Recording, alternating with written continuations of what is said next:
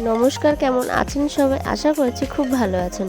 আপনি কি আপনার বেবিকে জল খাওয়ান? কিভাবে খাওয়ান? ফিডিং বোতলে, না কিভাবে ঝিনুক বাটিতে করে নিয়ে জল খাওয়ান? আমি তো এটাকে ঝিনুকই বলে থাকি, হয়তো এর অন্য নামও থাকতে পারে, কিন্তু আমি জানি না। আমি তো এই ঝিনুকে করে জল খাওয়াতে বেশি পছন্দ করি, কারণ আমার খুবই সুবিধা হয় এভাবে জল খাওয়াতে। জল ছাড়াও দুধ কিংবা কোনো তরল জাতীয় খাবার এই ঝিনুকে করে খুব সহজেই বেবিকে খাওয়ানো যায়। আমি তো খুব সহজেই খাইয়ে দিতে পারি, আর আমার বেবিও খুব তাড়াতাড়ি খেয়ে নিতে পারে, আর খুব সুবিধাও হয়। এই ঝিনুকে করে জল খাওয়ানোর সময় একটু সাবধান থাকতে হয়, কারণ এর সামনের দিকটা একটু সূচালো হয়। সেই জন্য সামনে ঝিনুকের উপরে একটা আঙুল দিয়ে ঝিনুকটা খুব সাবধানে চেপে ধরে রেখে তারপরে বেবিকে জলটা দিতে হবে। বেবি নড়াচড়া করলে সেই সময় তার যেন কোনো আঘাত না লেগে যায়, সেই জন্য ঝিনুকটা খুব সাবধানে চেপে ধরে রাখতে হয়।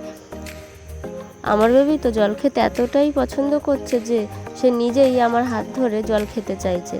আমি দিতে চাইছি না, তবুও সে নিজেই ধরে খেতে চাইছে। এই ঝিনুকে করে অল্প অল্প করে জল দিতে থাকলে বেবি আস্তে আস্তে দেখবেন খেয়ে নিচ্ছে।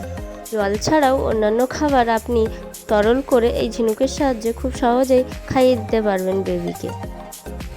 আর এভাবে যদি খাওয়াতে না চান, তাহলে বেবিকে বিছানায় শুইয়ে দিন এবং মাথাটা একটু উঁচু করে রাখুন। তারপরে বেবিকে জল দিন, দেখবেন তখন সে ভালোভাবেই খেয়ে নিচ্ছে। আমি তো এভাবেই খাইয়ে থাকি। আপনার বেবিকে যদি ভাত, সবজি, মাছ এসব জলের মতো তরল করে খাওয়াতে চান, তাহলে এই ঝিনুকে করে খুব সহজেই খাইয়ে দিতে পারবেন। তাই এটা খুবই প্রয়োজনীয় একটা জিনিস। বেবি থাকলে অবশ্যই সবার বাড়িতে এটা থাকে। আর কিছুই খাওয়াতে চান, খুব সাবধানে আপনার বেবিকে খাওয়ান, দেখবেন খেয়ে নিচ্ছে খুব ভালো। বেবিকে জল খাওয়ানোর আগে জলটা অবশ্যই ফুটিয়ে নিয়ে ঠান্ডা করে তারপরে বেবিকে দিতে হবে। না ফুটিয়ে জল কখনোই দেওয়া উচিত নয়। সবাই সুস্থ থাকবেন, ভালো থাকবেন।